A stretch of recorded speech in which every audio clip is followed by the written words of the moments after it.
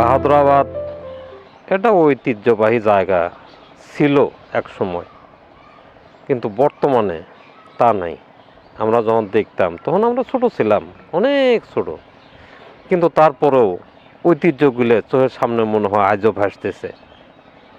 এত সুন্দর পুরাতন একটা বাজার ছিল, বিরাট বড় বাজার, যেখানে অনেক দূর দূরান্ত থেকে সানন্দবাড়ি, ডিগ্রির চর, পাথরের চর, কাঁঠাল বিল, আমখাওয়া, মহামারী, অনেক দূর দূরান্ত থেকে লোকজন এসে আসতো এই বাজার, এই হাটে হাট করার জন্য।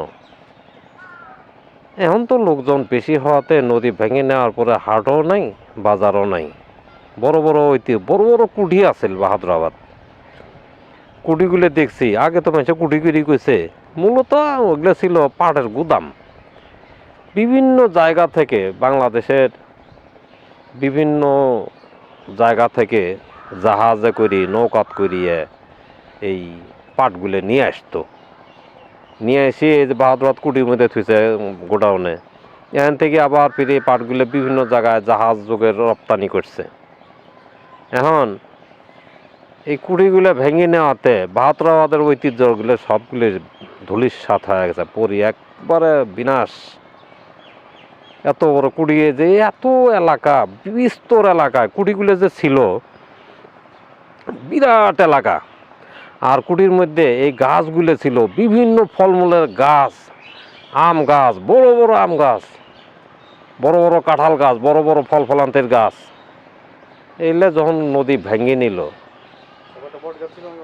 হ্যাঁ হ্যাঁ, একটা বট গাছ ছিল সবচেয়ে বড়, এই বাহাদুরাবাদের সবচেয়ে বড় একটা ওই বট গাছ ছিল, সবচেয়ে বড়। কারণ এত বিরাট বড় গাছ ছিল, যেটা মানুষ যখন সানন্দবাড়ি গেছে, সানন্দবাড়ি থেকে মানুষ ওই গাছ লক্ষ্য করতো।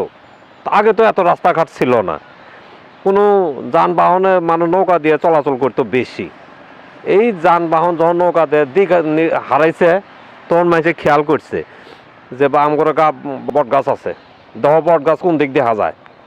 এই তো তখন খেয়াল করছে, গাইবান্ধা গেছে, গাইবান্ধা থেকে পথভ্রষ্ট হইলে পরে তখন ওখান থেকে খেয়াল করছে যে দেখো তো বট গাছ কোন দিকে দেখা যায়। তখন ওই বট গাছ খেয়াল করছে, খুঁড়ি তো ওখান থেকে গাছ দেখা গেছে, এত বড় বিরাট গাছ। যাই ওই গাছটাও নদী এক সময় ভেঙে নিল।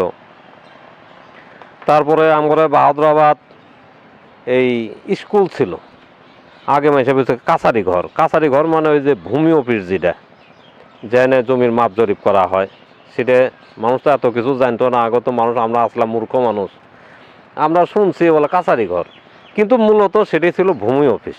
সাথে ছিল স্কুল, স্কুলে আমরা লেখাপড়া করতে যাইতাম, তখন তো অনেক ছোট।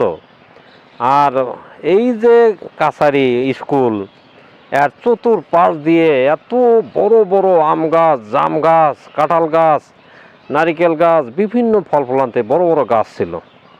পোলাপান সব সময় ওখানে যায় আমোদ ফুর্তি করতো, আনন্দ বিনোদন করতো, গাছে উঠতো, ফলমূল পারি পারি খাইছে। আর এখন এগুলো সব যখন ভেঙে নিয়ে গেল গা, আমরা তো মানে ঐতিহ্যগুলো শেষ সারায় ফেলালাম। কিছু করার নাই, সব তো আল্লাহর তরফ থেকে হয়ে আসে। ওই সময় বাহাদুরাবাদের অবস্থা ছিল নামি দামি এলাকা, সব বাংলাদেশের প্রত্যন্ত অঞ্চল থেকেও মানুষ চিনত যে বাহাদুরাবাদ একটা ঐতিহ্যবাহী জায়গা, এত নাম করা জায়গা। এই জায়গার নাম ঢাকা থেকে মানুষ জানতো, খুলনা থেকে, চট্টগ্রাম থেকে, অর্থাৎ সমগ্র বাংলাদেশের মানুষই জানতো যে বাহাদুরাবাদ একটা ঐতিহ্যবাহী জায়গা। না, হ্যাঁ, বাহাদুরাবাদ নৌ থানা ছিল। এটাও এখনও আছে, এখনও নৌ থানা আছে। নৌ থানা এখানে জায়গা না হওয়ার কারণে একটু ফাঁকে নিয়ে গেছে, কিন্তু নাম কিন্তু ওই বাহাদুরাবাদ নৌ থানা। বাহাদুরাবাদ ঘাটটা ছিল আমাদের আমাদের বাড়ির পাশেই, এখানেই। এখান থেকে নদী যখন ভেঙে নিল, এখানে বড় বড় জাহাজ, বড় বড় ফ্লাট এখানে থাকতো, বা জাহাজ আসি আর সঙ্গে মিশতো, মিশিয়ে মানুষ, আমরা সবসময় জাহাজে চড়তাম, উঠতাম। বাহাদুরাবাদ ঘাট একটা নাম করা জায়গা। মানুষ ঢাকা থেকে অনেক দূর দূরান্ত থেকে আসতো, গাড়ি থেকে, ট্রেন থেকে নামার পরে এই যে বাহাদুরাবাদ ঘাট, এই বাহাদুরাবাদ ঘাটে এসে নামিয়ে, আসলে সব আল্লাহর তরফ থেকে হয়ে আসে, তো এই জন্যই এত পরিচিতি। এখান থেকে জাহাজত করে মানুষ পার হইতো রংপুর গাইবান্ধা, মানে পশ্চিম লাইনে এখান থেকে বাহাদুরাবাদ হয় মানে নদী পার হওয়ার এই একটাই মাত্র যারা রাস্তা ছিল সেটা হলো বাহাদুরাবাদ ঘাট।